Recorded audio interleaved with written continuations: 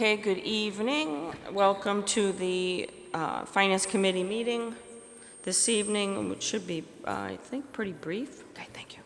And I will be sitting in as chair for Councilor Gravel. Also on the committee, President Councilor Gould, Councilors McGinn and Councilor Turco, and Councilor Sasslaw, will you sit in for me, as I'm sitting in for the chair. So, that being said, we have one item on the agenda, and it is a municipal vote authorizing reimbursement obligations in association with the Mass Development Brownfield Assessment Recoverable Grants Resolution in support of the site assessment of 24 Collar Street.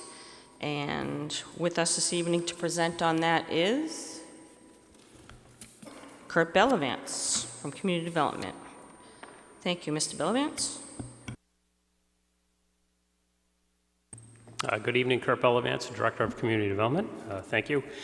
Before you this evening is what's called a municipal vote regarding reimbursement obligations, which basically means we applied for a grant through Mass Development to do some phase 2 testing of a property known as 24 Collar Street.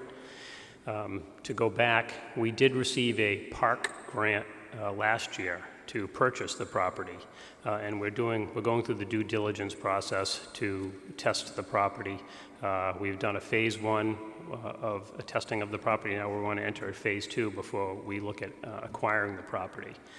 So this grant that we applied for and received from Mass Development allows us to basically pays for that assessment, but in turn, they want to make sure that we don't redevelop the property and turn around and make a profit. And if we do, we would have to pay them back. The park grant is to be part of the Riverwalk.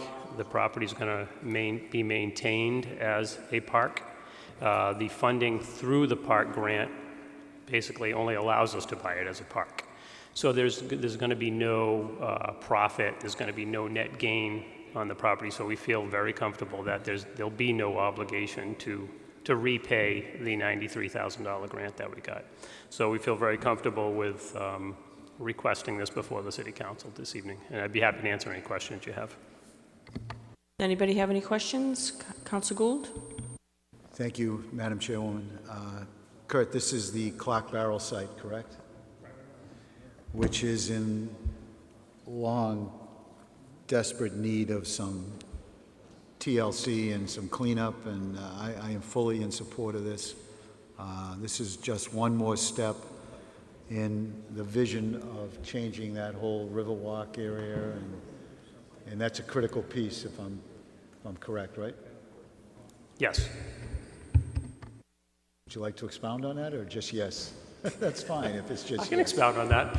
Sure, we have identified at least 5 parcels, and we've been, I'm not going to say in negotiations with those property owners, but they're fully aware that we're interested in creating the Riverwalk.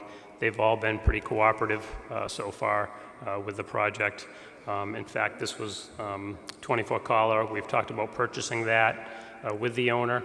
We told him that we were applying for the park grant. And he's been all on board with that.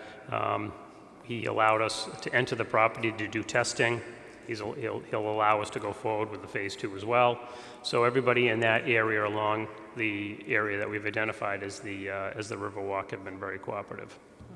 Thank you, Mr. Bellavance. Madam Chairwoman, I fully support this, and no further questions. Thank you. Any other questions from the councilors? Councilor McGinn? Yeah, I'm going to very quickly repeat some of what you heard from Councilor Gould. Full support of this. This is a very critical parcel, I believe, to the, if we're ever going to make any progress on the Riverwalk, we need to advance on this site. So this allows us to do that with minimal impact on the city's finances. So this is a great move. Thank you. Any other questions? With that, I'll entertain a motion, Councilor Gould, to move forward the municipal vote regarding the reimbursement obligations resolution in support of site assessment of 24 Collar Street, Peabody, Mass, as written. So moved, Madam Chairwoman. You heard the motion. Any comments on the motion? Roll call on the motion. Councilors McGinn, Yes. Gould, Sasslaw, Yes. Turco, Yes. Manning Martin. Yes. Motion carries 5-0.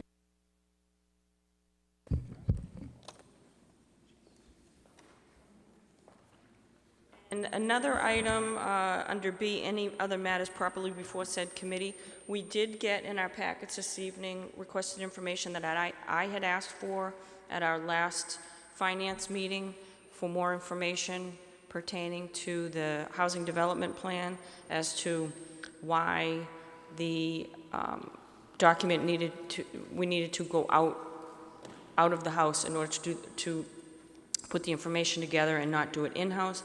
They provided all that information to us. I appreciate that, that it was provided, and therefore I'm happy to move forward. Council McGinn, would you like to make a motion to transfer those funds? Yeah, first, I wanted to make a motion on suspension of the rules to receive the communication that you referred to, Madam Chairperson. So moved. Item 8J. Under suspension of the rules, is there any objection? All in favor, any opposed? It's a vote. And yes, I'll make the motion, but you have the piece of paper in front of you, so if you want to read it, and I'll...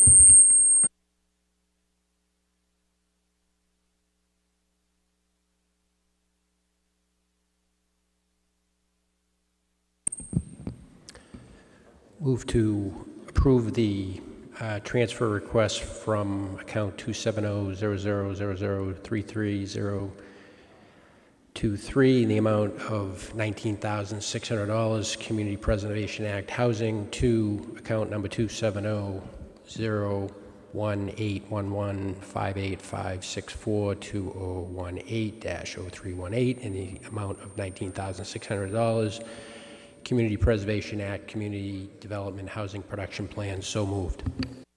You heard the motion by Councilor McGinn to transfer of funds. Are there any remarks on the motion? Being none, roll call. Councilors McGinn, Yes. Gould, Yes. Sasslaw, Turco, Yes. Manning Martin. Yes. Motion carries 5-0. And with that, I'll take a Motion to adjourn. Motion to adjourn by Councilor Gould. All in favor, any opposed? It's a vote. Thank you very much. Meeting adjourned.